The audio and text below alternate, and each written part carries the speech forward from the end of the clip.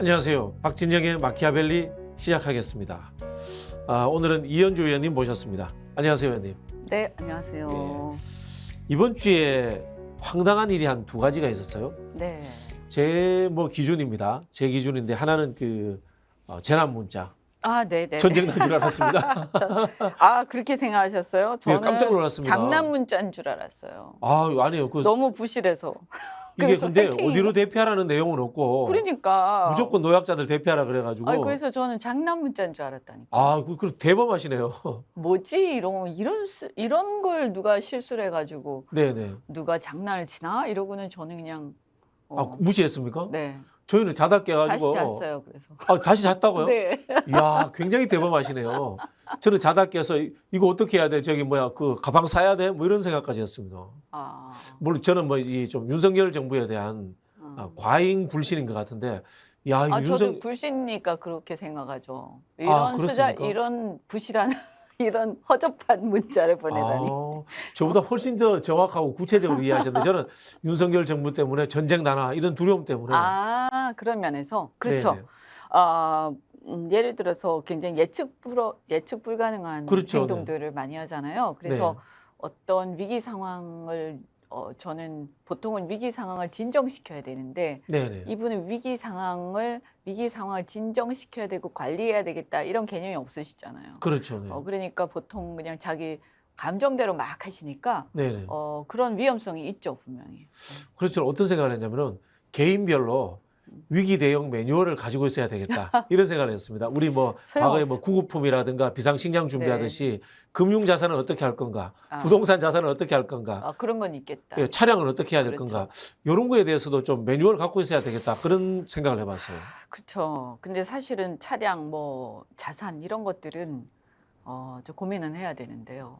그러나 만약에 막상 어떤 일이 벌어지면 속수무책일걸요. 속수무책이죠. 네. 그래서 저는 현대전에서는 거의 그냥 운명에 달려 있는 거예요. 운명에 달려 있다. 네. 막 발버둥 치는 게 의미가 있을까요?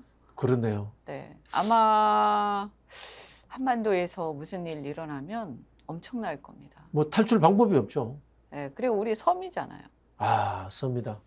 그렇네요. 어디로 갈 거예요? 일본으로? 대마도로? 건너가기엔 너무 멀어요. 교통체증 때문에 또 어디 도망도 못 갈 것 같은데요. 그렇죠. 그러니까 사실 우리나라 굉장히 그러니까 굉장히 번영하고 기회가 있는 나라인데 사실 저는 상당히 기회가 많다. 그리고 우리나라가 이따가 말씀드리겠지만 전략 산업에 상당한 어떤 헤게모니를 쥐고 있어요. 그럼에도 불구하고 정치 지도자들이 이러한 어떤 국민들의 역량이 분출되고 있는 이런 전략적 지점을 제대로 활용하지 못하고 굉장히 사적인 외교, 사사로운 외교, 그리고 우리의 역량을 제대로 파악하지 못하는 어떤 이 이해도가 굉장히 부실하기 때문에 거기에서 오는 또 사대 외교 이런 걸 막 하고 있죠. 그리고 개인적 취향과 이념의 과잉. 그리고 즉흥적인 감정에서 어떤 일이 벌어질지 모르겠다 하는 걱정이 좀 있어요. 사실은 지도자가 가져야 할 가장 중요한 역량 중에 하나가 자질이 저는 공적인 마인드라고 생각하거든요. 그러니까 내가 아무리 화가 나, 예를 들어서 북한이에요. 굉장히 화가 나요. 그래도 이건 전략적으로 냉철하게 따져서 대응을 해야 되는 거죠. 국민들이 있기 때문에. 그리고 역사를 보면서. 근데 그 의식이 없는 분이잖아요, 그분은. 그냥 자기 생각대로 즉흥적으로 막 하고 특히 누구한테 지는 걸 못 참는 것 같아요. 이걸 진다고 생각하는 것 같아요. 그러니까 침착하게 이성을 가지고 냉철하게 진행하는 것을 진다고 생각하시는 거예요. 그래서 사실 우리가 보면 지금까지 사람들은 그분이 어떤 굉장한 정치적 철학 하에서 뭔가를 하는 것처럼 착각했죠. 문재인 정권 때 검찰 가지고 막 검찰을 지키려고 노력한 건데 사실 검찰을 지키려고도 안 해요. 제가 볼 때는 그조차도 안 해요. 그것도 아니고 그냥 본인의 감정을 못 참는 거죠. 개인적 승부욕 같은 거네요. 그냥 제가 볼 때 약간의 콤플렉스가 있지 않는가. 콤플렉스다. 그래서 무슨 일이 있으면 사람들이 자신을 무시한다. 이렇게 생각하는 게 아닌가. 그래서 못 참는 거예요. 이성윤 검사장이 중2병이다라고 이렇게 정의를 무슨 내렸더라고요. 중2병, 중학교 2학년. 네, 비슷한 뭐 맥락인 것 같습니다. 중2 기분 나쁘겠어. 중2, 네. 중학교 2학년 학생들께 죄송합니다. 네. 자, 또 한 가지 재밌는 거는 MBC 기자 압수수색을 했는데 이 한동훈 중 장관의 이거 개인정보 건이에요. 네. 이거 장관 개인 이야기를 가지고 언론사를 압수수색한 거 아닌가? 그런 생각이 들어요. 일단 개인정보 유출인데요. 개인정보 유출이 만약에 사실이라고 하면 그 기자가 잘했다라는 건 아닙니다, 분명히. 그런데 이게 일단 언론사를 압수수색할 내용인가? 이게 그다음에 저는 한동훈 장관이 좀 겸손하셔야 된다. 겸손해야 된다. 이걸 가지고 국민들이 만약에 이렇게 기자들이 국민들의 개인 정보를 막 유출하고 한다면 이런 것들은 그냥 지나갈 수 없는 거 아니냐. 네. 그래서 마치 자신이 어떤 국민을 대표해서 이러한 어떤 불의를 응징하는 것처럼 얘기하시더라고요. 항상 네. 그렇게 얘기하세요. 그렇죠, 그렇죠, 그렇죠. 네, 그런데 그것은 예를 들면 본인 사건이 아닐 때, 네, 본인 사건이 아닐 때 그렇게 말씀하시면 얼마나 좋겠어요. 근데 의원님도 저기 국회의원이라는 자리를 해보셨지만 그게 공인이기도 하고 때로는 국민들에게 검증받는 자리이기도 하다 보니까 개인정보가 유출된다거나 이런 현상들 또는 언론의 취재에 의해서 외부로 나가는가 이런 경우가 굉장히 많았죠. 그런 경우 많죠. 심지어는요, 개인적으로 이렇게 그냥 사적으로 이렇게 막 그 편하게 막 얘기했던 거를 네. 원래 녹음해가지고 이렇게 공개한 경우도 있었어요. 어허. 그 과거에 이제 뭐 지나간 얘기긴 하지만 과거에 제가 그 초등학교 우리 애가 초등학교 때 네네. 막 일제히 이제 노사 그게 있어가지고 분쟁이 있어가가지고 그 학교 급식 파업을 한 적이 있었어요. 예, 예. 근데 이제 저는 다른 걸 다 떠나서 애들 바꾸기는 건 제가 참을 수가 없거든요. 이제 보시면 저는 아이들 문제에 대해서는 아주 진짜 제가 굉장히 민감합니다. 그런데 네. 엄마들이 다 그렇죠. 그래서 엄마들이 그때 굉장히 많이 화가 나 있었기 때문에 그 분노가 막 이렇게 들끓고 있을 때 아침에 전화 통화를 하면서 친한 기자한테 막 뭐 말을 갖다 좀 험하게 했죠. 화가 나니까. 그러면서 이제 이기적인 부분들을 지적을 한 건데 그 행동들에 대해서 뭐 그것은 뭐 견해 차이가 있을 수 있는데 근데 어쨌든 그걸 녹음해가지고 기자가요? 네. 제가 인터뷰한 게 아닙니다. 그게 제가 뭐 그 인터뷰 하겠습니까? 그리고 그 내용의 배경은 학교 급식에서 파업을 하면서 애들을 굶기는데 그 교장이 만약에 대체 급식을 하잖아요. 그러면 그게 부당 노동행위가 돼서 그 문제가 돼요. 그래서 대체 급식 못해 애들이 굶어야 돼요. 그래서 그것 때문에 너무 화가 났거든요. 이제 그런 거였는데 그런 것도 그냥 그거 제가 막 문제 제기했어요. 근데 수사 안 해요. 수사도 안 하고 그냥 이거는 내가 그냥 정치인이니까 감수해야 되는 거구나. 어쨌든 내가 평소에도 아무리 난 말은 뭐 새가 듣고 뭐 이런 거 있잖아요. 그래서 이건 내가 감수해야 될 부분이고 어쨌든 할 수 없다. 그리고 남들이 보면 내가 갑으로 보일 거기 때문에 그렇죠. 그죠? 그래서 내가 잘못했다. 그 발언의 그 수위라든가 이런 것들 거칠었다. 내가 그때 사과도 했어요. 근데 한동훈 장관 이거 보면요. 개인정보 유출이 문제가 아니고요. 일반 국민들이 개인정보 유출을 가지고 고발을 하잖아요. 그러면 수사 잘 안 해요. 이런 문제는. 아니 명예훼손도 마찬가지예요. 그렇죠. 잘 안 해요. 그리고 심지어는요. 막 난리를 쳐도 수사를 거의 안 해요. 해도 그냥 한둥만둥해요. 이게 현실이에요. 이게 어떻게 보면 현직 장관이 자신의 권한을 활용해 가지고 특권을 누린다. 나는 뭐 신성불가침의 영역이다.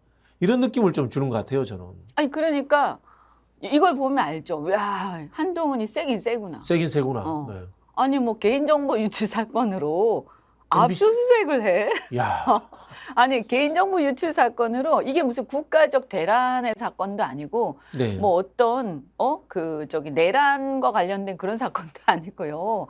개인정보 유출이잖아요. 물론 중요하죠. 피해를 봤으면 사실이면 뭐 응당이 또 처벌할 건 처벌할 필요가 있겠지만 이걸 가지고 압수수색, 그것도 방송국을 압수수색한다 이 민감한 시기에 얼마나 세면, 그러면 저는 이거는 말이에요, 본인과 관련돼 있는 거면요. 네. 설사 자기가 이거 보통 그 압수수색이나 이런 것들, 그리고 특히 개인정보 유출 이 사건도 그렇고 권력자가요 자기 네. 사건은 안 하는 게 예의죠. 그렇죠. 자기 사건은 자기 사건이잖아요. 그리고 자기가 경찰을 시켰는지 안 시켰는지 뭐 압력을 무언 중에 있었는지 그건 알 수가 없지만, 그게 설사 없고 경찰이 알아서 긴 거라고 하더라도 말을 조심해야죠. 이게 막 이렇게 막 그 큰 소리 치면서 마치 자신이 국민인 것처럼 네네. 그렇게 하시면 안 돼. 이거는 권력 남용으로 오해받기 딱 십상이에요. 사실은 뭐 저는 뭐 이 경찰이 좀 자제했으면 좋겠습니다. 뭐 이 정도 표현하는 게 맞죠, 그죠? 공직자라면은. 아니 그러니까 내 사건이라서 좀 내가 좀 그렇다. 그렇죠. 그리고 이것은 공직자로서 어느 정도 내가 내 사건에 대해서 왈가왈부하는 것은 부적절한 것 같다라든가, 이거 좀 다른 거예요. 그래서 차라리 이거 말고 정말 개인정보 유출 문제를 근절하고 싶었으면요, 그냥 국민들 일반 사건 중에 좀 중요한 사건이 있을 거 아닙니까? 그렇죠, 고발된 그렇죠. 거. 네. 그걸 열심히 그걸 막 지휘를 하시면 돼요. 그렇죠. 그렇잖아요. 그리고 이게 지금 근데 왜 MBC까지 압수수색하지? 그러게요. 이게 말이 되냐? 요즘 압수수색 너무 남용되고 있던데 남발되고 있지 않습니까? 그래서 좀 이런 것들도 지금 문제다. 특히 이게 무슨 한상혁 방통위원장 이번에 면직한 것도 문제가 심각한데, 이 언론 탄압이 어떤 전조냐 이거. 그래서 최근에 장제원 의원이 과방위의 위원장이 되셨더라고요. 갑자기. 네. 그것도 심상찮죠. 그냥 윤핵관 핵심이 과방위 위원장이 돼서 뭘 하려고 하는 걸까?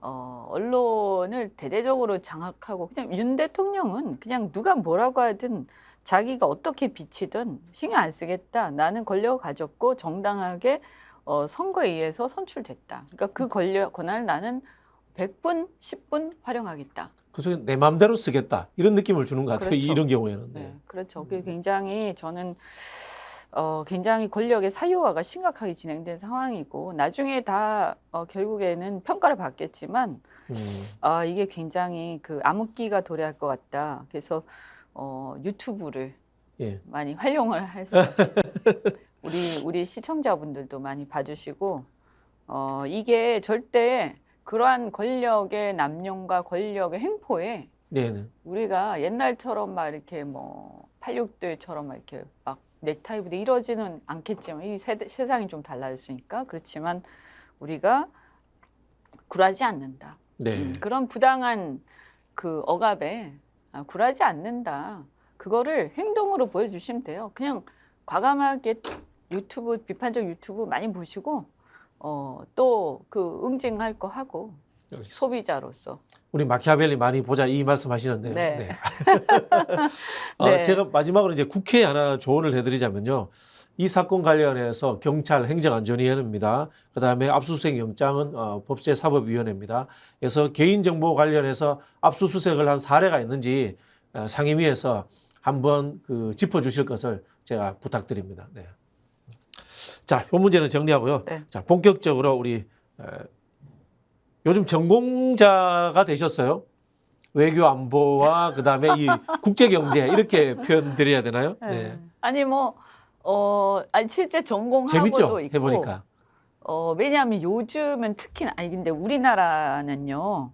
한번 그때도 비슷한 얘기 말씀드렸는데, 우리나라의 역사를 쭉 보면요, 절대 모든 것이 국제관계에 의해서 우리의 운명이 결정돼요. 그렇죠. 네. 이게 너무너무 중요한 거예요. 그래서 우리 운명을 우리가 지배하지 못하고 우리의 운명이 남에 의해서 결정되는 일이 반복되면 안 돼요.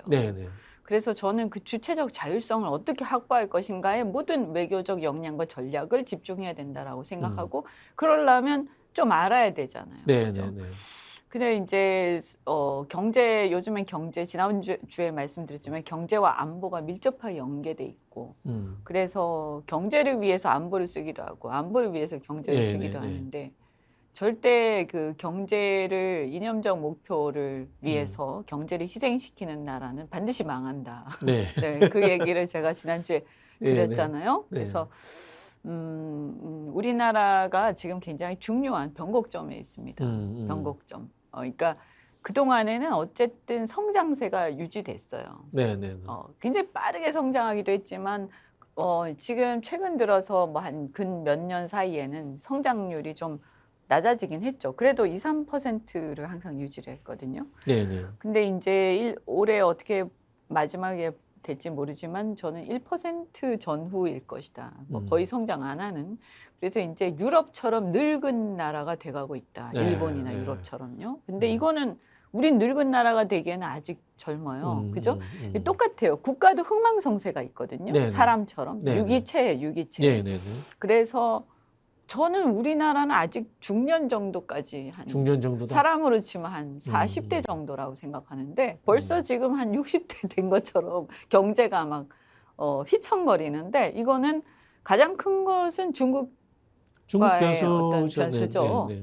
근데 그러면 이걸 잘 관리해야 되잖아요. 네. 아니 뭐 그렇다고 해서 친중하라는 얘기는 아니에요. 이게 이런 거예요. 우리 노선이 친중으로 완전히 가는 수도 있고 아니면 뭐 친미로 완전히 가는 수도 있지만 그렇다고 딱 균형을 우리가 유지하기에는 쉽지는 않아요. 우리 쉽진 상황에서. 않죠. 네. 북한 문제 때문에 가장 중요한 게 네. 우리가 북한 변수만 없으면 그냥 인도처럼 하면 돼요. 호주나 인도처럼. 그죠? 네.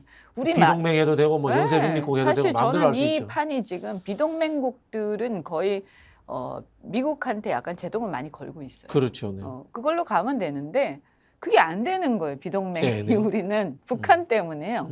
그리고 북한 변수에서 더하기 사실 그냥 단순히 북한 변수만 있어도 우리 군사력이 압도적이기 때문에 좀 나름 하겠는데 지난번에도 말씀드렸지만 결국 핵 문제 때문에요. 그렇죠. 네. 그래서 이거가 해결이 안 되기 때문에 우리는 한계가 있어요. 그러면 일단 이 문제를 해결하기 위해서 핵 문제를 해결하는 것도 일단 좀 나중에 다시 얘기를 하더라도 지난번에 한번 저는 제 생각 말씀드렸습니다. 네, 네, 네. 그런데 그러면 일단 동맹 관계는 유지하고 거기에 맞춰서 가긴 해야 돼. 근데 여기서 우리가 리스크를 자꾸 키울 필요는 없잖아요. 네, 네. 바이든도 디커플링이 아니라 디리스킹이다. 네, 이러면서 네, 아까 네, 수위를 네. 낮추지 않았습니까? 근데 우리는 막 그냥 리스크를 그냥 양껏 늘리고 있어요.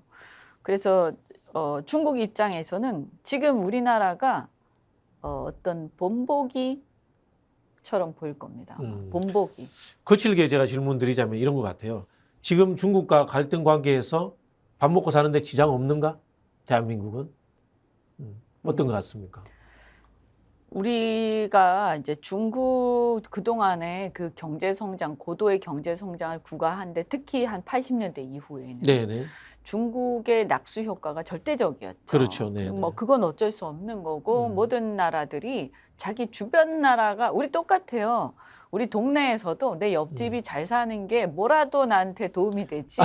그렇죠. 내 네. 옆집이 내 부도나고 뭐 힘들고 계속 우리랑 싸우고 이래서 좋을 일 하나도 없어요. 네네네. 사이도 좋고 옆집하고 옆집이 잘 나가는 게 나한테 나쁘지 않아요. 그죠? 그렇죠. 네. 뭐 하다 보면 같이 사업할 일도 생기고 그렇단 말이에요. 근데 지금 중국이 우리 옆집인데 그 옆집이 엄청 큰 나라죠. 네.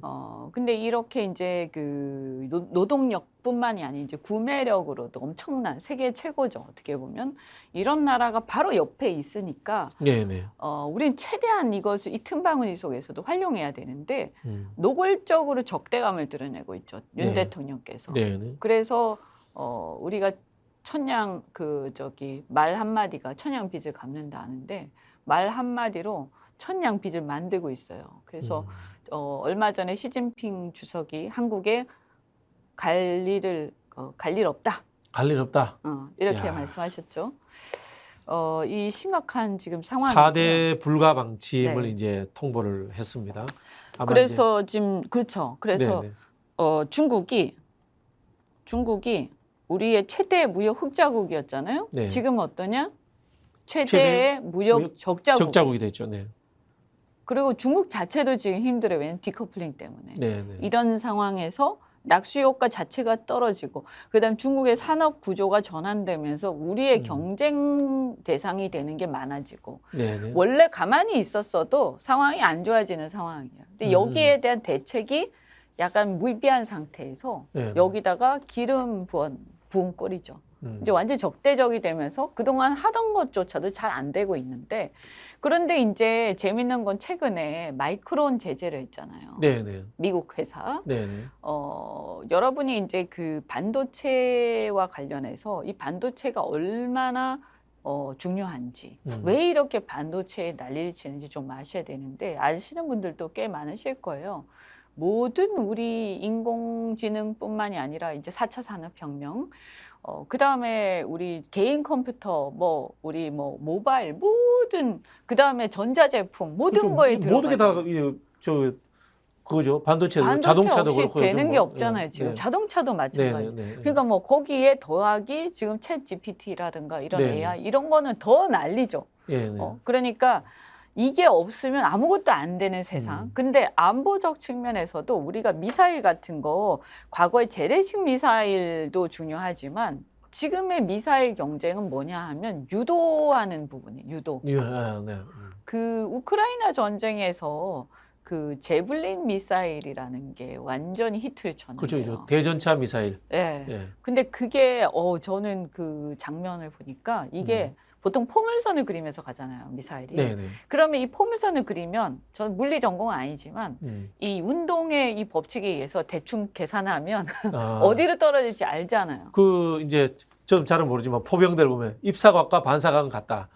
쐈을 때 각도와 떨어질 때 각도는 그렇죠. 같다. 이렇게 이제 계산하는 게 그런 있다고 거예요. 하더라고요. 네. 네. 그래서 전 뭐 군대 안 갔다 왔으니까 그렇지만 대충 어떤 운동의 법칙에 의해서 네네네. 예상이 되잖아요. 근데 지금은 이제 제블린 미사일 같은 경우 어떻게 가냐면 이렇게 쭉 낮게 날다가 갑자기 솟아올라서 팍 이렇게. 그러면 이게 이렇게 포물선을 그리면서 가는 거하고 이게 갑자기 90도로 올라갔다가 직각으로 내려 꽂으면요. 이 파괴력이 엄청나죠. 그리고 그것이 그럼 그걸 뭐가 결정하냐? 그 반도체에 의해서 이 어떤 목표물이 가까이 오면 이렇게 솟아올랐다. 글로 팍 내려 꽂는 거예요. 간단하게 말하면 이제 센서가 달려 있다는 뜻이에요. 그렇죠. 미사일에. 근데 네. 그 반도체 그 미사일을 어느 회사가 만들었냐? 그 반도체 그러니까 그 미사일이요. 그 군수 회사가 만든 게 아니에요. 미사일 회사가 만든 게 아니에요. 반도체 회사가 만들었어요.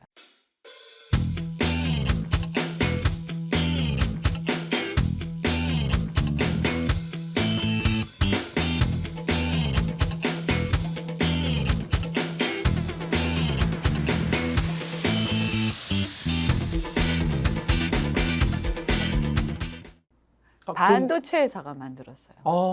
놀랍죠? 그리고 그 반도체, 그 안에 반도체가 200여 개 이상 들어있어요. 네네네. 그러니까 실은 미사일이 아니고 반도체 집합체인 거예요. 그러니까 미국이 왜 여기에 목매다는지 아시겠죠? 네. 이게 모든 걸 결정하는 거예요. 그럼 보세요. 드론 공격하잖아요. 네. 드론이 뭡니까? 그게 결국에는 반도체가 반도체로 들어가잖아요. 만든 이제 비행기. 또 그렇죠. 아니 누가 극단적으로 이런 질문을 하시더라고요. 테슬라에서 나온 전기 자동차가 자동차냐 전자제품이냐 반도체에 의한. 앞으로는 이제 그렇죠. 예. 그 반도체 제품이라고 봐야죠. 아까 그 미사일이냐 반도체 제품이냐 그렇죠. 네, 이런 네, 것처럼. 네. 그래서 이게 그렇게 지금 진행되는 거예요. 그러면 또 앞으로 이제 로봇이 싸운다 뭐 이런 얘기 하잖아요. 사람이 나갈 필요 없다. 그냥 이게 저 게임 하듯이 네, 네, 하면 네, 된다. 네. 원격 네. 조정. 그것도 다 반도체잖아요. 그래서 안보가 반도체가 없으면 안보가 작동이 안 돼요. 인공위성도 마찬가지로 탐지하는 것도 그렇잖아요. 그렇죠. 네. 그리고 사드 이런 것도 마찬가지. 레이더도. 네. 레이더. 그러면 반도체가 없으면 난리가 나는데 이게 미국이 왜 갑자기 이렇게 심하게 하기 시작했냐면 대중 그 견제나 이런 거는 오바마 때부터 이제 시작이 됐었잖아요. 그렇죠. 네. 그런데 이제 그 이후에 급격하게 특히 반도체 가지고 이렇게 전략 경쟁을 하기 시작한 2021년에 네. 2021년 연초 정도에 반도체 공급 대란이 있었어요. 네. 그때가 코로나 때였죠. 그렇죠. 뭐 자동차 주문하면은 1년씩 걸리고 했습니다. 그렇죠. 기억나시죠? 네. 그래가지고 그때는 특히 이제 비대면을 하다 보니까 전부 원격으로 하잖아요. 네. 그러니까 그 수요가 엄청나게 폭증한 거죠. 그러면서 사실은 이제 경기가 침체가 돼서 좀 안 좋을 줄 알았는데 이게 네. 웬걸? 막 그리고 전부 다 막 이렇게 온라인으로 주문하고 비대면으로 수업하고 비대면으로 공연하고 다 이렇게 됐잖아요. 네. 그래서 이게 폭등을 하면서 수요가 그런데 이제 TSMC라든지 이렇게 주문을 받아 생산하는 많은 업체들이 우리는 그 이상 만들 수 없는데 이렇게 된 거예요. 그러니까 갑자기 이제 공급난이 딱 생기면서 네. 그때 다들 난리가 났었어요. 그러면서 이제 그때 미국에서 이게 만약에 어떤 전쟁 시에 전시에 이런 일이 발생하면 우리는 어떡하지? 반도체 공급을 어떻게 하지? 왜냐면 미국엔 반도체 공장이 없었잖아요. 그렇죠. 네. 직접 제작을 하지 않으니까. 네. 어떡하지? 이렇게 된 거예요. 그러니까 그럼 반도체 공급을 어디서 하냐 찾아봐봐 이렇게 보니까 한국하고 대만에서 하는 거예요. 네. 그리고 중국도 조금 구형 반도체지만 구형 전력 반도체를 중국도 생산하기 시작하고 이 반도체의 첨단 반도체의 중국 개발을 이미 시작한 거예요. 네. 그래서 미국이 만약에 대만이 폭격당하면 대만이 중국에 의해서 접수되면 네. TSMC는 이제 끝나는 거 아닙니까? 네. 중국이 이제 장악하는 거잖아요. 그렇죠. 그리고 그럼 한국은 북한하고 북한에 여러 의해서? 가지 문제 또 중국에 가까이 있고 이것도 역시 불안한 거예요. 그래가지고 미국에서 이제 전략을 바꿉니다. 21년 그 대란 이후에 그러면서 미국에서 반도체를 비롯한 전략 산업을 직접 생산해야 되겠다. 미국 내에서. 미국의 전략은 그거예요. 그냥 단순하게 미국과 중국 간에 디커플링 하면서 미국과 중국 간에 경쟁하는 거다. 이렇게만 생각하시면 안 돼요. 미국이 모든 전략 산업을 그러니까 오바마 때부터 이제 제조업이 다 외국으로 나가니까 이게 문제가 있어. 그래서 내부적으로 빈부격차도 심해지고 이 노동자들의 표가 문제가 되니까 리쇼어링 정책을 본격적으로 트럼프 때부터 쓰잖아요. 네. 근데 거기 더해서 이 전략 산업이 국내에 있어야 된다. 미주 대륙 최소한 멕시코에라도 있어야 된다. 이렇게 해서 전략을 다 바꾸는 거예요. 그래서 우리가 분명히 알아야 될 게 미국의 목표는 한국을 포함해서 이 모든 어떤 반도체 생산 시설을 미국 내지는 미주 대륙으로 옮기는 겁니다. 그러면 우리는 동맹인데 우리한테 주어지는 대가는 뭐야? 한국 사람을 미국에 보내야 되겠네요. 그거를 지금 하고 있는 거 아닙니까? 삼성전자하고 다 투자하라고 한 거잖아요. 아니 지금 뭐 자본만 가지 사람은 가지 않지 않습니까? 그러니까 이제 리더들만 오면 되는. 리더들만 가는 거죠. 아하, 그럼 한국의 인재들만 뺏기는 거네. 그렇게 될 가능성이 있죠. 네. 그래서 미국의 전략을 우리가 명확하게 알고 우리가 대응을 해야 되는 거 아니에요. 근데 그렇죠. 그냥 넙죽 그냥 막 뭔가 잘 되는 것 같아. 미국이 우리한테 막 이렇게 막 붐업을 시키니까 좋아서 막 그러면 안 된다는 거예요. 그러니까 이건 있어요. 반도체 현재는 미국에서 그런 공급망을 다 완성하지 못했잖아요. 그러니까 일단은 현재는 연대를 할 겁니다. 그러면서 한국과 대만을 보호하는 쪽으로 갈 거예요. 하지만 유사시의 경우에 따라서는 이게 포기되어 혹은 이럴 수도 있어요. TSMC가 만약에 대만이 중국에 의해서 침공당하잖아요. 물론 그럴 가능성이 크다고는 생각하지 않습니다. 만에 하나 그렇게 되면 저는 미국이 TSMC 공장을 직접 폭격할 수도 있다. 날려버리는 거죠. 왜냐하면 중국 손에 들어가면 안 되니까. 그렇죠. 이게 그 뭐라고 하지? 청야 전술이지. 불태워 버리는 거. 그죠. 예, 적들이 쓸 수 없도록. 우리나라도 마찬가지. 네. 그래서 아니 뭐 이게 그냥 상상이지만 그럴 수도 있는 거예요. 아니, 전략의 출발은 그런 상상에서 나오는 거니까. 자, 그러면 이 공급을 위기를 가정하니까. 이 공급을 어디서 감당할 거예요? 그러니까 빨리 미국에다가 세워서 이거를 빨리 그 수준을 높여야 돼요. 근데 개발이 가능하다. 미국은 반도체 기술이 있기 때문에 개발할 수 있죠. 우리 이제 노하우와 이런 게 접목이 되면. 근데 그렇다고 양산이 바로 시작되는 건 아니거든요. 네. 대규모 양산을 하려면 이 노하우가 상당히 체화돼야 되는 시간이 걸려요. 그게 저는 한 짧으면 3, 4년, 길면 5, 6년이다. 이 안에 우리가 이 상황에 대한 이 상황을 우리가 뭔가 우리 나름의 어떤 그 길을 찾지 못하면요. 그냥 끝나는 거예요. 그럼 그때가 되면 우리는 이제 2차, 3차 그냥 위탁 생산 국가가 되는 거예요. 의원님 말씀은 지금 이제 반도체 관련해서 미국이 일방적으로 단기간에 한국의 이 반도체를 뺏으려는 것은 아니다.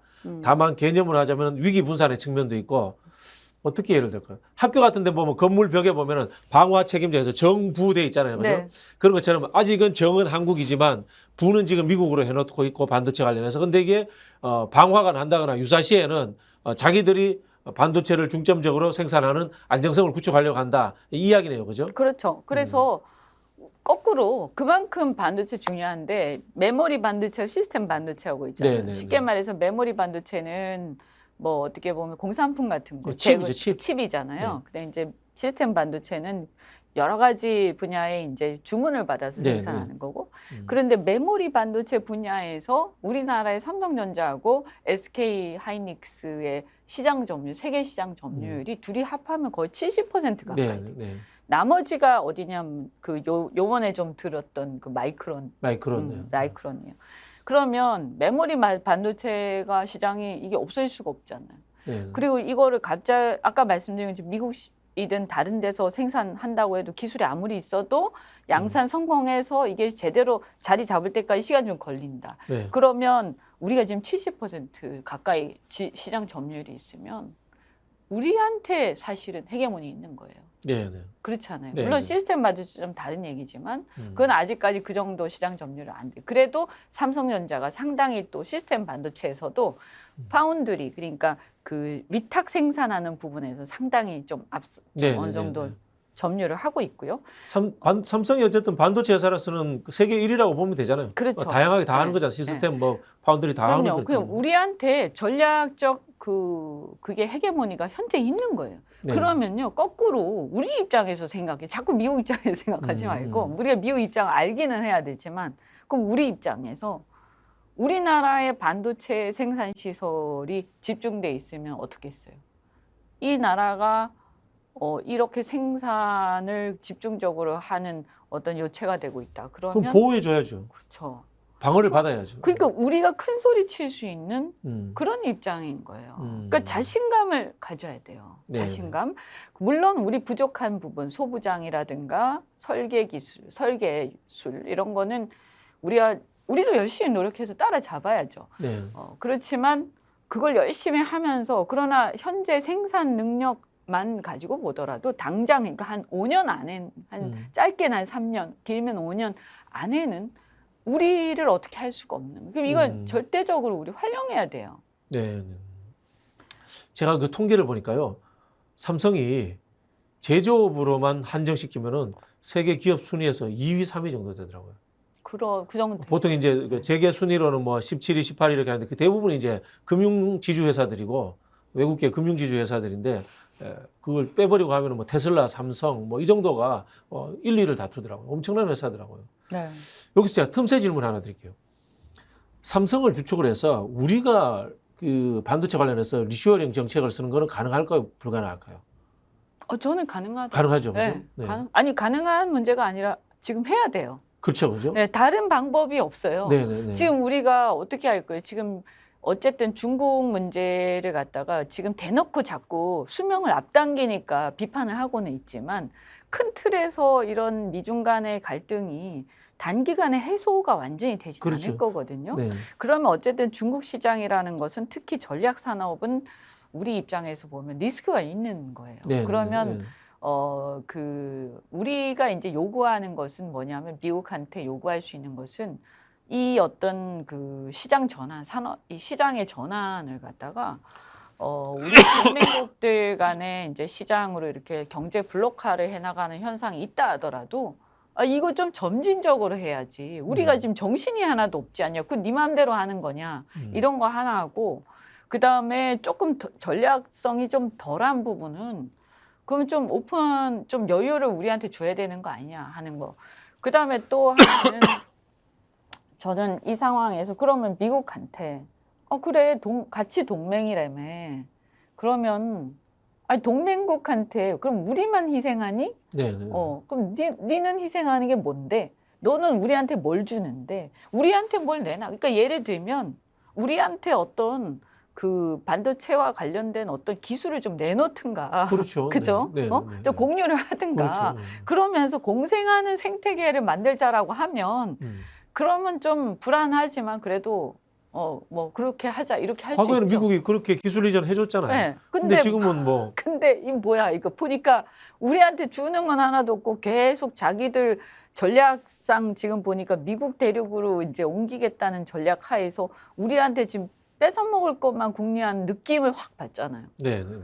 이게 문제인 거예요, 지금. 저는 핵심은 이거라고 생각을 해요. 그러니까 미중 간의 어떤 미국의 전략을 우리가 좌지우지할 수는 없어요. 그건 뭐 어쨌든 현실이니까. 그런데 분명한 대가를 요구를 해야죠, 우리가. 그렇죠. 네, 근데 마치 자율적으로 경쟁하는 입장에서 우리한테 보조금을 줄 거냐 말 거냐 가지고 굉장히 평등하게 우리 얘기를 하고 있단 말이에요. 그거 아니잖아요. 그럼 왜 우리가 왜 중국 시장을 포기하고 이렇게 하면 우리한테 주는 반대급부가 있어야 될 거 아니에요. 그렇죠. 네, 네? 네. 가치 동맹이라면서요. 그 동맹이 뭔데 일방적으로 주는 게 동맹은 아니잖아요. 네. 그러면 안보를 가지고 얘기를 하는데 안보도 마찬가지죠. 북한이 지금 문제가 아니에요. 우리 아마 최근에 북한 얘기 쏙 들어갔죠. 속 들어갔죠. 네. 옛날에 한 몇 년 전에 비해서 북한 얘기 잘 안 나오고 북한이 심지어 미사일을 쏴도 아무도 신경 안 써요. 아무도는 아니겠지만 뭐 신경 미국한테 저기 사전 보고하고 쏘는데 이제 뭐 좀 덜 신경 쓰잖아요. 네, 네. 왜냐? 관심사가 중국이기 때문에. 네, 네. 북한은 이제 관심사가 아니에요. 그래서 이 미중 간의 갈등이나 이 전략 경쟁이 우리 입장에서 굉장히 고약한 게 뭐냐면 이게 우리도 그렇고 북한도 그렇고요. 우리의 어떤 자율성의 이 룸이 공간이 확 줄어들어. 근데 사실 북한도 그걸 알아야 돼요. 한반도 전체의 이 한계치를 축소시키는데 본인들이 가장 나쁜 역할을 하고 있다는 것을 이해를 해야 돼요. 그러고 있죠. 예. 근데 북한은 우리가 북한한테 우호적인 것을 기대는 하지만 북한 입장에 생각해 보면요. 미국과 중국이 이렇게 갈등하는 이 틈바구니 속에서 여기서 우리는 빠지면 안 되겠다. 남한은 보니까 좀 모자란지 뭐 어떤지 보니까 완전히 미국한테 의탁을 해서 자신들의 목소리가 없다. 그래서 보니까 미국과 중국 간에 어떻게 이것이 진행되느냐에 따라서 남한은 철저하게 종속 변수다. 그런데 우리는 그렇게 되면 안 되지. 예. 그래서 북한이 핵에 매달리는 거예요. 예. 아니야, 우리는 독립국가야, 독립변수야. 그러니까 미국도 그렇고 중국도 그렇고 어떻게 잘 해봐 이런 거예요. 하노이 노딜 할 때 네. 이게 뭐 미국의 어떤 미국하고 중국 간의 문제도 있었겠지만 미국의 문제도 있었겠지만 사람들은 이제 미국 그때 트럼프의 어떤 변덕스러움 이런 거 많이 이제 비판하고 그랬었잖아요. 진정성 없다 이렇게. 근데 실은 이제 그 배경에는 잘 기억을 더듬어 보면 갑자기 시진핑이 막 북한을 가죠. 그 당시에 그죠? 네. 하노이 노딜 직전에 네. 시진핑이 북한에 여러 번 갔어요. 그리고 김정은을 위해서 엄청난 호의를 베풀면서 김정은을 그 베이징으로 초대하잖아요. 네. 네. 그러니까 중국이 몸이 다한 거죠. 그때 북한이 미국한테 엎어지면 어떡하지? 네. 이래가지고 그 전까지는 중국이요 북한의 제재에도 참여를 하고 잘 보시면 그래서 북한의 그 핵 제재에도 참여하고 유엔에서도 규탄 결의안에도 참여하고 그랬었거든요. 그러다가 그리고 북한하고 전혀 교류를 잘 안 했어요. 근데 이게 이제 트럼프하고 이렇게 가까이 밀착하면서 중국이 북한의 전략적 가치를 깨달은 거예요. 그러면서 난리를 치고 저는 아마 그 와중에 아마 김정은이 이 중국하고 여러 가지 약속을 받아내면서 네. 중국하고 다시 밀착이 되면서 이것을 보고 미국 트럼프 입장에서는 이게 믿을 수 없다 이렇게 됐을 수도 있고요. 여러 가지 이제 중국이 이제 방해하고 나섰다고 보는 거죠. 그 폼페이오 회고록에 근데 역으로 그런 이야기도 있습니다. 정치적 이벤트의 이익을 한국이 먼저 너무 많이 빼먹었다. 그래서 사실은 하노이에서 그 제대로 딜할 게 없어져 버린 상황이다. 사실 하노이 딜을 하러 가기 전에 이미 영변 핵시설 폐기했지 않습니까? 폐기했고 이제 한국에서는 그걸 이제 정치적으로 최대한 활용을 했고 미국 입장에서 보면은 이 연변 핵시설 폐기라든가 그런 북한 변수를 국내 정치, 미국 국내 정치로 좀 활용을 해야 되는데 한국이 먼저 선점해 버리니까 별 재미가 없었다. 김새버렸다. 그 이야기를 이제 폼페이오 회고록에 나오는 이야기죠. 뭐 그런 면도 있죠. 네. 그래서 이제 트럼프는 바이든하고 다른 점이 러시아하고는 굉장히 가까웠어요. 네. 친밀한 편이었고 그래서 저는 이번 대선 그 미국 재선거에서 이게 이제 뭐 트럼프가 다시 나오기는 좀 어려울 텐데 이제 기소가 되고 했으니까 그렇지만 공화당이 잡게 되면 이제 우크라이나 전쟁이 러시아하고의 어떤 대립이잖아요. 그러니까 우크라이나하고 전쟁이 뭐 휴전 협상이 시작될 수도 있지 않을까 이런 생각을 하는데요. 근데 어쨌든 그래서 그 당시에 이제 중국을 북한을 이용해서 왕따시키겠다. 네. 트럼프는 그런 게 있었죠. 그래서 북한을 친미국가 내지는 중립국가로 만들고 이걸 가지고 미국이 북한에다가 이렇게 많은 혜택을 주면서 북한을 어떤 좀 지렛대로 이용하고자 하는 그런 것들이 있었는데 그걸 시진핑이 이제 알아차리고 이렇게 한 건데 어쨌든 북한은요 그걸 가지고 굉장히 어쨌든 계속 지렛대 삼아 이렇게 시소놀이를 하면서 들었다 놨다 하고 있죠. 미국을 들었다 놨다, 중국을 들었다 놨다. 그래서 최악의 경우에 저는 이 미중 간의 어떤 이 극단적 경쟁 여기에서 우리가요 전략적 헤게모니를 어느 정도 확보하지 못하잖아요. 그리고 계속 그냥 미국의 완전한 종속 변수로 머물러 있잖아요.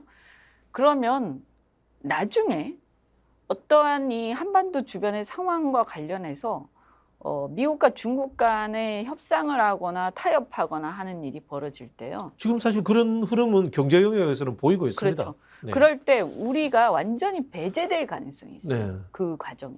우리가 주체인데도. 네네. 근데 북한은 배제가 안 될 거예요. 핵 때문에. 그리고 그렇게 지금까지 북한은 생각보다 그렇게 친중이 아니에요. 북한은 친소는 그렇죠. 맞지만 친소였죠. 사실은. 그죠? 중국에 대해서는 북한도 약간 우습게 생각하는 그런 게 또 있거든요.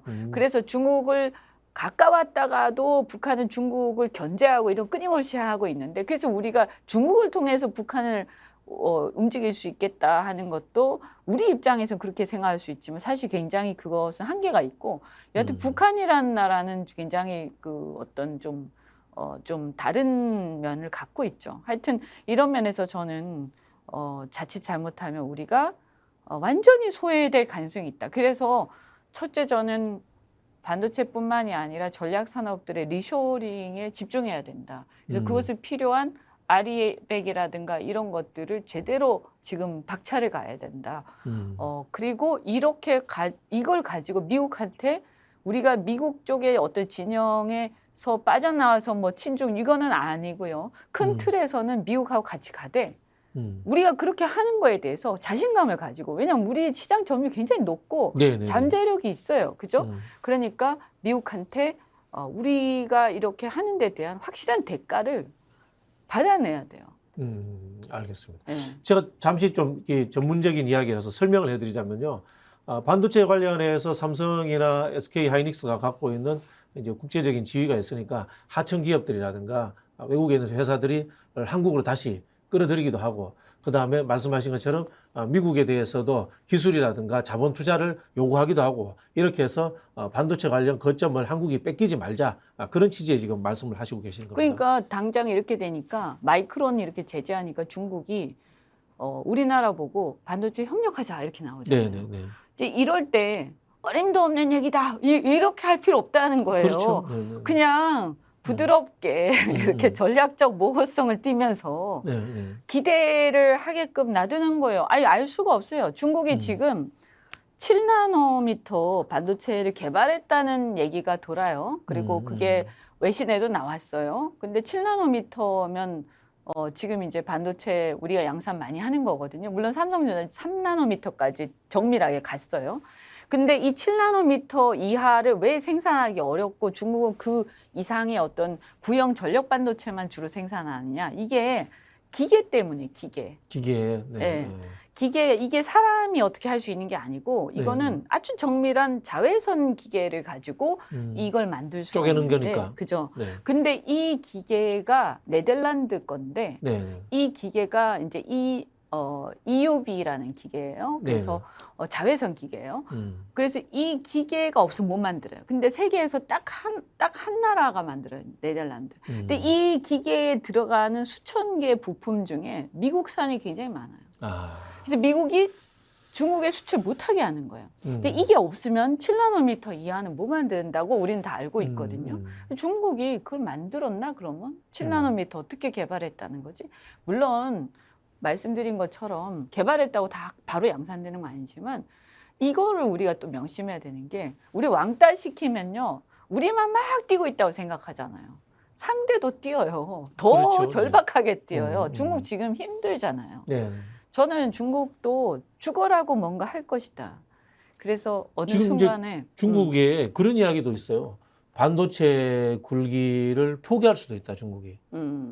예, 그런 이야기를 하는 사람들도 있어요. 이게 이제 금방 말씀하신 것처럼 이 미국을 비롯해 가지고 거기에 대해서 압박이라든가 이런 것이 워낙 심한 측면도 있고, 그다음에 중국의 산업 구조 자체가 반도체 굴기로 첨단으로 갔을 때 중위의 산업들이 갑자기 처지는 현상들. 이거 사실 너무 뛰어넘어서 80년대 일본이 겪었던 현상 아닙니까? 네. 일본이 이제 전자제품하고 자동차 하다가 반도체로 갑자기 넘어가는 그 과정에서 이 버블 경제, 부동산 뭐 여러 가지 미국의 압박, 그때도 미국의 압박이 굉장히 중요했잖아요. 프라자 합의. 예, 거기에서 이제 일본이 주저앉아 버렸단 말이에요. 미국이 똑같은 상황이 지금 처하지 중국이 똑같은 상황에 처하지 않았느냐. 그래 이제 세계의 이 소비재 공장이라는 지위를 잘못하면은 그것도 놓칠 수 있다. 그래서 과거에 이거 도광양회였잖아요. 예, 도광양회였죠. 네.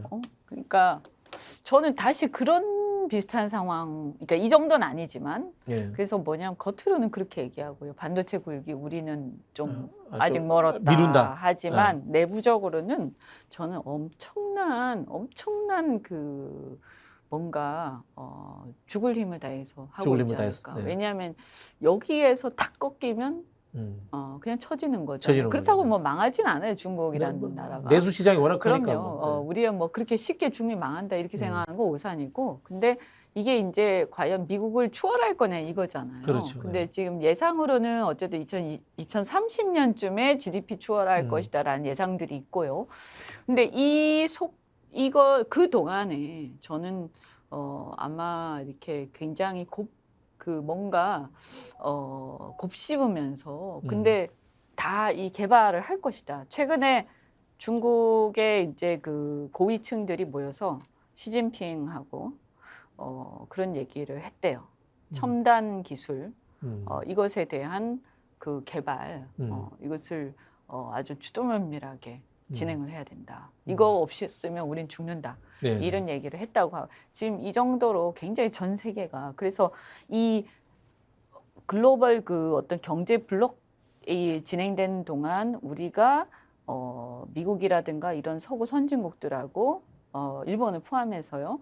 그 같이 그 블록 안에서 연대를 해 나가되 이 블록 안에서는 또 치열한 경쟁자다. 이들이 사실은 특히 미국과 일본이 네. 잊지 말아야 돼요. 그 중국에 이런 부분도 또 있어요. 지금 이제 첨단 기술로 가야 되는 이유 중에 하나가 중국의 엘리트들에게 어쨌든 간에 좀 더 많은 부와 이 풍요를 나눠줘야 되잖아요. 나눠줘야 되는데 이 중국의 엘리트들이 대부분 미국 유학파예요. 맞습니다. 대다수가. 근데 미국에 와서 그러면 첨단 기술하고 공학만 배워갔느냐? 아니죠. 자유주의 사상에 물들어갔을 거 아닙니까? 그죠? 자유주의 사상에 물들어갔는데 중국에 가서 정치적 자유주의를 가지고 자기가 권력을 출세하고 이런 과정들은 만들어지지 않는단 말이에요. 그럼 뭐야? 대가성으로 경제적 부를 엄청나게 엘리트들에게 줘야 되지 않습니까? 네. 그런 이야기들도 한다고 하거든요. 그런 것도 있고. 네. 그리고 아까 말씀드린 것처럼 이제 중국은 저는 그래 중국이 이런 게 있는 것 같아요. 그 사실은 그동안 굉장히 못 살았지만 과거에 이제 그 2차 대전 이전으로 가면 세계 대전 이전으로 가면 어쨌든 중국은 굉장히 큰 세계를 포유하던 나라 아닙니까? 뭐 생산력으로서는 늘 세계 1위였죠. 그런데 그 나라가 굉장히 굴욕적으로 망했잖아요. 네. 굴욕적으로. 굴욕적으로 망했죠. 정말 우리도 그렇지만 네. 난징 대학살 이건 뭐 뭐 이게 몇 명 죽었습니까? 한 3, 40만이 그러니까 이게 학살당했는데 말이 그렇지. 일본은 문명화되지 않은 인종을 없앴다 이렇게 이야기를 했거든요. 네, 근데 그분들은. 그거 이제 중국에 가서 보면 그런 박물관들 많거든요. 근데 이 사람들이 보면 그 읽지 않고 있어요. 그래서 그거하고 그 다음에 영국하고 아편 전쟁. 아편전쟁. 그게 사실 얼마나 굴욕적인 겁니까? 굴욕적이죠. 마약에 쩌들어서, 그죠? 근데 그렇게 이제 서양의 어떤 그 전략에 의해 당한 거 아닙니까? 그래서 이런 부분들에 대해서 저는 칼을 갈고 있다라고 생각해요. 그렇지 않겠습니까? 그렇겠죠. 네. 칼을 갈고 있을 겁니다. 그러면 뭐 그 점에서는 사실 우리도 칼을 갈고 있어야 되는 거예요. 사실은. 그죠? 칼을 갈아야 되는 거예요. 칼을 갈아야죠. 그래서 이게 저는 만만치 않은 앞으로 이렇게 이걸 좀 더 크고 길고 그 다음에 과거 역사까지 반추하면서 한번 생각해 보세요. 이거요 만만치 않은 전쟁이 될 거예요. 그래서 여기서 우리가 하면 그냥 바람에 날려가는 거예요. 그래서 우리도 우리의 전략을 가지고 우리가 살아남을 길을 그래서 우리 헤게몬 근데 우리가 제가 적어도 반도체라든가 이 전략 산업에 대해서 우리의 수준은 상당히 높고 세계 시장에 대한 전략적 가치도 굉장히 크다. 그래서 저는 우리나라 사람들이 자부심을 좀 갖고 자신감을 갖고 우리 옛날 같은 약속 아닙니다. 그래서 제가 그랬잖아요. 고래 싸움에 새우등 터지는 게 아니라 고래 싸움에 그냥 조금 더 작은 고래등 터지는 건데 네, 그 우리가 더 큰 거래 우리 뭐 미중을 넘어설 정도까지는 전 모르겠어요. 그러나 일본을 전 넘어설 수 있다고 보고요. 근데 일본도 지금 막 따라오려고 지금 난리잖아요. 반도체 다시 하려고 네, 하죠. 네. 그래서 요 와중에서 우리가 이제 정치적인 막 이것도 중요하지만 저는 이 어떤 경제 그다음 국제관계에 대한 전략 이런 것들을 특히 정치 고관여층들이 알아야 돼요. 네. 네, 그래서 그런 부분에서는 우리가 적어도 저는 이제 꿈이 진보 보수 이런 걸 좀 넘어서서 우리가 어떤 대도약의 길로 가야 되지 않나. 네. 자 마지막으로 그럼 다시 한번 정리해서 이현주 의원님이 정치인이잖아요. 네. 정치인으로서 자 여야의 문제를 떠나서 윤석열 정부에 대한 비판적 입장을 견지하고 있는 상황에서 이 대중국 전략 이 부분에 대해서 이렇게 수정해야 된다. 우리 정부뿐만이 아니고 한국 국민 전체가 그렇게 한번 정리 한번 해주시죠. 저는 일단 우호적 관계를 회복해야 된다. 네. 우리가 동맹이고 미국을 우선시한다는 거는 그건 명확한 거예요. 네. 그리고 이제 전략 산업에 대해서는 조금 조심할 필요가 있다. 중국을 믿을 수는 없으니까. 믿을 수 없다. 그렇죠? 네. 그래서 그리고 우리가 어쨌든 같은 진영 안에서 또 얻을 수 있는 이득도 많거든요. 기술 면에서 그죠? 네. 이걸 지금 우리 또 활용해야 돼요. 그러니까 그러나 급격하게 갑자기 그다음 너무 표신하게 그럴 필요는 없는 거죠. 그죠? 그리고 당장 있는 생산 시설이라든가 이런 것들은 우리가 최대한 뽑아 먹어야죠. 그렇잖아요. 그럼 메모리 저기 마이크론 빠진 거기에 우리가 뭐 좀 파는데 뭐 어때서? 앞으로 이제 어떻게 할 건가 잘 생각해서 하면 되는 거고. 그래서 그다음에 중국이 기술을 얼마나 따라오는지도 지켜봐야 돼요. 이게 중국은 멈춰 있다? 가만 앉아 있는 거 아니거든요. 그래서 사실은 굉장히 피곤한데 연락에 막 눈치를 보면서 영리하게 행동해야 됩니다. 뭐 여기서 무슨 의리가 어디 있어요? 이 우리 국민들이 먹고 살고 우리가 지금 앞으로 세계 메디로 올라가느냐 이런 거 아닙니까? 우리 아이들의 미래를 정하는 거기 때문에 저는 여기서 우리가 이 세계의 어떤 항상 이렇게 눈치만 보는 이런 게 아니라 조금 주도적인 역할을 하는 그러니까 적어도 중견 선진 국가로서 그래서 이 어떤 중견 선진 국가들의 나름의 동맹 그것도 좀 만들 필요가 있다. 예를 들면 프랑스라든가 독일처럼 그렇죠. 독일이라든가 뭐 또 아세안이라든가 또 이제 뭐 캐나다라든가 이런 나라들하고 우리 나름의 또 브라질이라든가 인도 이런 데들 있잖아요. 그래서 뭐 비동맹 연대하면 좀 이상하고요. 그런 정도의 지금 말씀드린 나라들이 그렇게 약한 나라들이 아니에요. 그렇죠. 그래서 일종의 미국과 중국 외에 중견 선진국들의 어떤 우리하고 생각을 공유하는 연대체를 만들 필요가 있어요. 우리하고 비슷한 생각을 하는. 그래서요, 이 두 나라가 난리를 동맹은 아닙니다, 그죠? 그렇죠. 동맹은 절대 아니고. 그 다만 우리의 큰 틀은 그냥 가는 거예요. 근데 이 두 나라가 너무 심하게 난리를 쳐서 공멸하는 걸 막아야 될 거 아닙니까? 네.